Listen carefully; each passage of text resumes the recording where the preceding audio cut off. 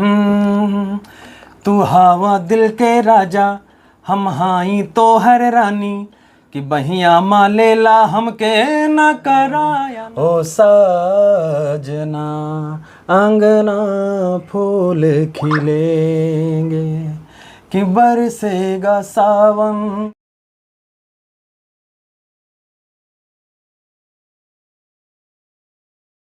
नमस्कार, अमेठी खबर में आपका स्वागत है। दोस्तों, आज अमेठी खबर की टीम जो है एक स्टूडियो में है। आप देख रहे होंगे हारमोनियम यहाँ पे रखी हुई है, साउंड रखा हुआ है और रोड आप समझ ही गए होंगे, एक अच्छा सा माइक रोड का है, साथ में कीबोर्ड यहाँ पे है। मैं बताना चाहूँगा दोस्तों, एक स्टूडियो है जिसका नाम है देसी म्यूजिक वर्ल्ड और उसके जो है लीडर या प्रोप्राइटर या उसको लीड करने वाले शख्स हमारे साथ में हैं। उनसे बात करेंगे यहाँ पे किस तरीके की फैसिलिटी है और आखिर उन्होंने ये स्टूडियो जो खोला है अमेठी जैसे छोटे शहर में, इसका उद्देश्य क्या है। सर्वप्रथम सर, आपका अमेठी खबर में हार्दिक स्वागत है। बहुत बहुत शुक्रिया सर। अमेठी खबर से जुड़े हुए जितने भी श्रोता बंधु हैं सबको प्रणाम करते हैं। मैं चाहूँगा आप अपना संक्षिप्त परिचय हमारे दर्शकों को बताएं। हमारा नाम रंजीत यादव बाटे और हम अमेठी ज़िले से ताल्लुक़ रखी थे और हमारा गांव ककवा है और अमेठी शहर में ही अपन स्टूडियो बन के तैयार बाटे, जहाँ पे जो है म्यूजिक प्रोडक्शन के काम होते हैं। अच्छा, म्यूजिक प्रोडक्शन बहुत बड़ा वर्ड हो गया। उसमें क्या है कि लोग लिखते भी होंगे, कंपोज भी करते होंगे, म्यूजिक भी देते होंगे, गवाते भी होंगे, लेकिन बेसिकली यहाँ पे क्या क्या काम करते हैं। यहाँ पे सॉन्ग राइटिंग है। अच्छा। गाना भी लिखा जाता है। अच्छा। यहाँ पे धुन बनती है, म्यूजिक तैयार किया जाता है और रिकॉर्डिस्ट जो है गाने को रिकॉर्ड करता है।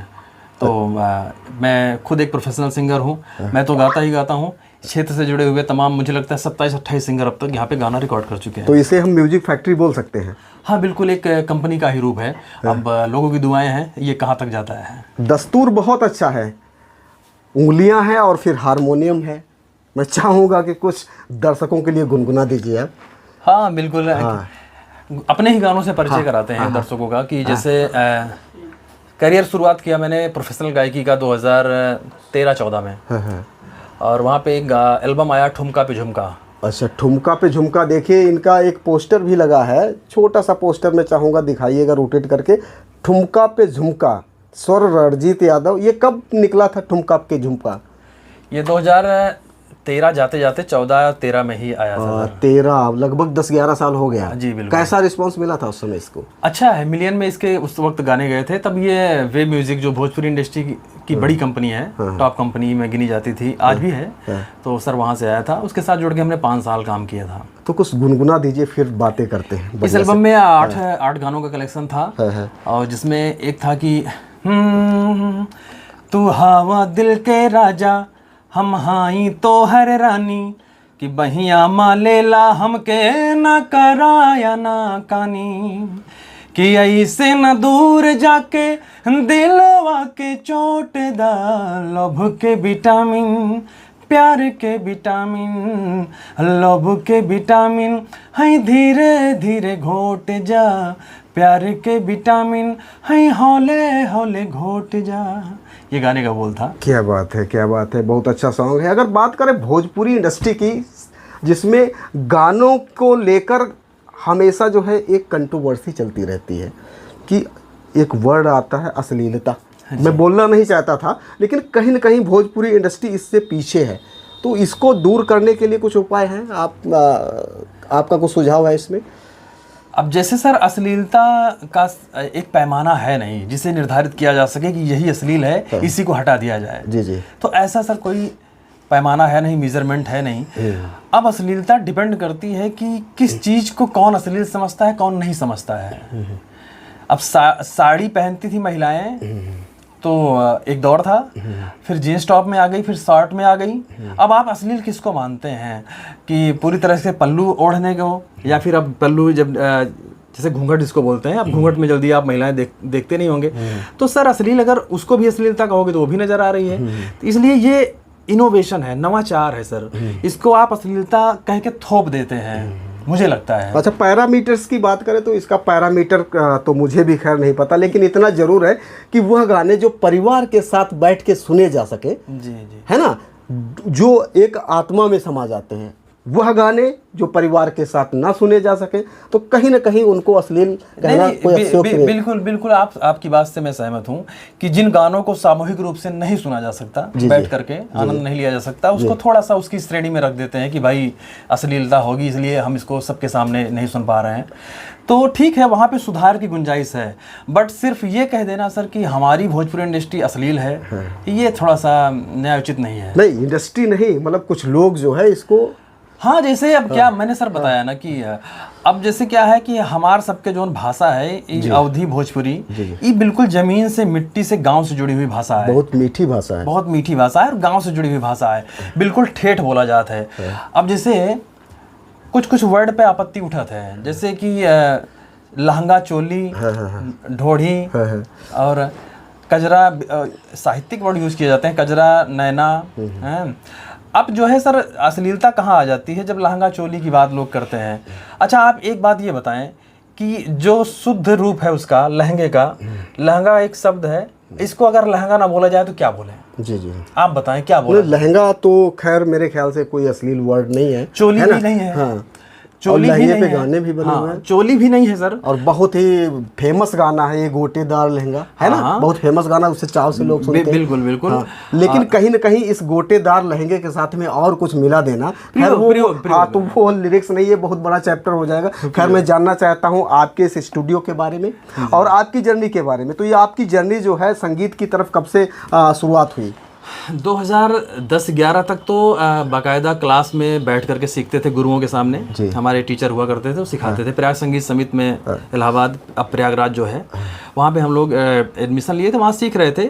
जब थोड़ा सा अनुभव हुआ, बहुत क्लासिकल तो नहीं सीख पाया क्योंकि क्लासिकल सिंगर के तौर पे आना भी नहीं था। सेमी क्लासिकल सीख करके थोड़ा सा जाना था कि जो है प्रोफेशनल सिंगर बनना है, जहाँ पे एक आर्टिस्ट की तरह हम परफॉर्म कर सकें। तो जब थोड़ा सा ज्ञान हुआ, अनुभव हुआ, तो फिर लगा कि यार अब जो है अपना प्राइवेट म्यूजिक एल्बम करना चाहिए, क्योंकि ब्रेक तो कहीं मिल नहीं रहा था सर। जी। तो फिर ये हुआ कि अब सीखते हैं कैसे ये गाना बनता है। तो उस वक्त कुछ लोग मिले जिन्होंने सजेस्ट किया कि आप इस तरह करके स्टूडियो में जाएं, वहाँ पे आप अपना जो पेमेंट होगा, उनका चार्जेस होंगे, वो दे करके आप जो है अपने प्राइवेट एल्बम बना सकते हैं। तो मेरा पहला एल्बम आया ठुमका पे झुमका। अच्छा। और पढ़ाई के दरमियान पैसों की तो किल्लत होती थी, क्योंकि पैसा जो मिलता था उसमें रूम का भाड़ा जी और यही सब करने में ख़त्म हो जाता था। जी। लेकिन उस वक्त हम जब 2014 में बीएड किए, तो हम लोग का जो बीएड में वाली जो फीस थी, जब वो रिटर्न मिली, तो सर स्कॉलरशिप जब वापस आया तो लमसम 60,000 के आसपास वापस हुआ था। तो उस पैसों को फिर मैंने कहा यार इसको यूटिलाइज़ किया जाए, कहीं ना कहीं इसको उपयोगी बनाया जाए।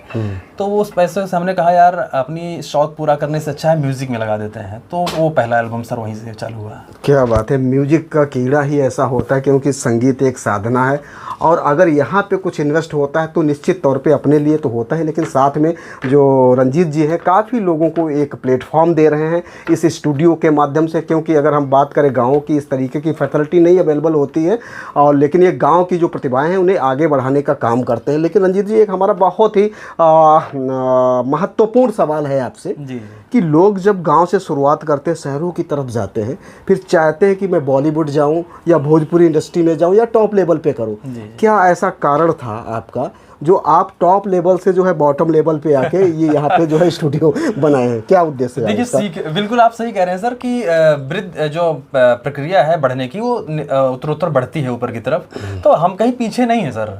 बस क्या है कि हमने शहर को चूज किया कि जो काम मुंबई जैसे शहरों में हो सकता है, वो काम सर हमारी अमेठी में क्यों नहीं हो सकता है। जी।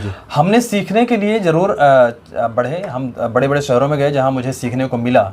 लेकिन जब सीख करके तो ये हुआ कि अगर आज डिजिटल के ज़माने में किसी लैब में बैठ करके ही अगर पूरे वर्ल्ड में अपने गाने को फैलाया जा सकता है, तो सर वो मुंबई ही क्यों है, वो दिल्ली ही क्यों है, वो तो अपना घर हो, फिर अपना घर मुंबई, अपनी अमेठी। जी। तो हमने अपनी एक सोच पैदा की कि अमेठी को मिनी मुंबई बनाएंगे, मतलब म्यूजिक के तौर पे। जी। एक जो मेरा लैब छोटा सा आप देख रहे होंगे, इसमें सपने बड़े हैं सर। यहाँ पे जितने भी जो मैंने फेस किया अपने संघर्ष में कि कुछ गरीब हैं, लाचार हैं, आते भी हैं रिकॉर्ड करने, तो उनसे पैसों की बात नहीं होती सर। और मेरी कोशिश भी है कि ऐसे लोगों को आगे बढ़ाऊंगा।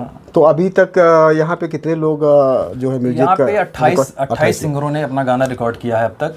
और मज़े की बात यह है कि इसका उद्घाटन हम नहीं कर पाए हैं। अच्छा, अभी इनॉग्रेशन नहीं हुआ है, लेकिन फिर भी 28 लोग यहाँ पे जो है गाना रिकॉर्ड कर चुके हैं। साथ में ये प्रश्न जो है अमेठी वासियों के लिए है कि अगर हमारे अमेठी वासी आपके स्टूडियो में कोई गाना रिकॉर्ड कराना चाहते हैं तो उन्हें क्या कॉस्ट देनी पड़ेगी? थोड़ा सा दायरा और बढ़ा दीजिए जी। केवल अमेठी वासी ही नहीं, अच्छा, कोई भी XYZ अच्छा, अमेठी के अलावा भी सुलभता से जो यहाँ पे पहुँच सकता है वो भी जो है गाने रिकॉर्ड करा सकता है। जी बिल्कुल। क्या अभी हमारे जो चार्जेस हैं कि बहुत चार्ज लेवल देखा है कि प्रोफेशनल लेवल का काम जो है सर, हमने जो पैसे बहुत ज़्यादा दिए थे पहले, बाद में समझ में आई कि नहीं यार ये जो पैसे जाते थे ये हमारी समझ नहीं थी, इस वजह से चले जाते थे। खैर वो भी एक अनुभव था। जी जी। लेकिन उससे भी कम पैसों में वही जैसी सेम चीज़ हम यहाँ से दे सकते हैं। जी जी। तो हमारी एक अच्छी टीम बनी जो म्यूजिक देती है, हमारा एक अच्छा ग्रुप बना जो लिखता है। जी जी। तो जहाँ पे एक गानों के पीछे 8 या 10 हज़ार खर्च होता था सर, ये वो हम यहाँ से अभी जो है उसको जो है 5 से 6 हज़ार में सीमित कर दिए हैं। और आप उसकी गुणवत्ता देखेंगे तो आप ताजुब करेंगे कि बहुत अंतर नहीं मिलेगा। टक्कर दे देगा मुंबई वालों को। जी बिल्कुल। क्या बात है। देखिए एक छोटा सा स्टूडियो है जो टक्कर दे रहा है मुंबई को। आपकी अगर आवाज़ सही है तो यहाँ ये गाने लिख भी देंगे, तैयार भी कर देंगे, आप यहाँ पे रिकॉर्ड कर सकते हैं। बातों के बीच में आपने क्लासिकल म्यूजिक का नाम लिया था, चलते चलते मैं चाहूँगा कि सेमी क्लासिकल कुछ 1-2 लाइनें गुनगुना दे हमारे दर्शकों। सेमी क्लासिकल यही है कि जैसे कि आओगे कब तुम ओ साजना, अंगना फूल खिलेंगे, कि बरसेगा सावन झूम झूम के, दो दिल ऐसे मिलेंगे। सर क्या बात है, बहुत सुंदर। यहाँ पे ना तो कोई वॉइस का मॉडिफिकेशन है, ना कुछ ऐसा यंत्र है जिससे आवाज़ को अच्छा बनाया जा सके। बहुत अच्छा गाया इन्होंने। कहते हैं कि दोस्तों सपने उसी के पूरे होते हैं जिनमें जान होती है, पंखों से कुछ नहीं होता है, हौसलों से उड़ान होती है। तो रंजीत जी इस उड़ान पे निकल चुके हैं। आज की वीडियो के बारे में आपकी क्या प्रतिक्रिया है कमेंट बॉक्स में जाके हमें ज़रूर बताएं। और अमेठी खबर की हमेशा से मुहिम है कि अमेठी की जो प्रतिभाएं हैं आप तक उनको पहुंचाने का काम करती रहेगी। अमेठी खबर में बने रहने के लिए धन्यवाद। जय हिंद, जय भारत।